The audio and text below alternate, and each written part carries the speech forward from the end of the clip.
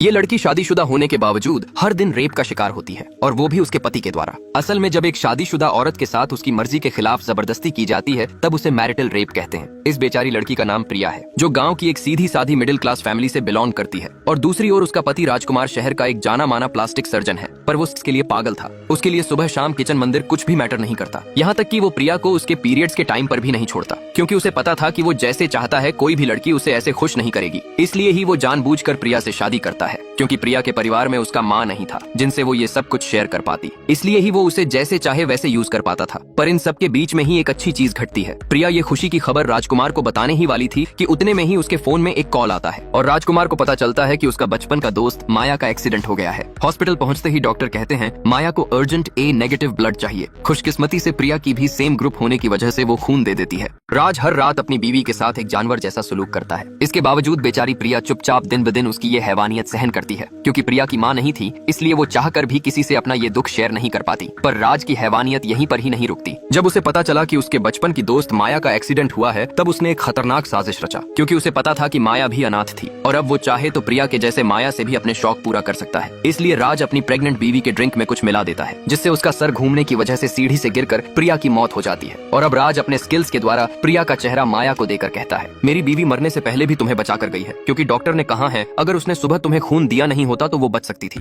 मैं अपनी बीवी से बहुत प्यार करता था, इसलिए ही मैंने उसका चेहरा तुम्हें दिया है। अब यही सब इमोशनल पट्टी पढ़ाकर राज माया से भी शादी कर लेता है। पर एक दिन कपड़े रखते वक्त माया को प्रिया की एक फोन मिलती है, जिसमें प्रिया अपनी दुख भरी सारी दास्तां रिकॉर्ड करके रखती थी।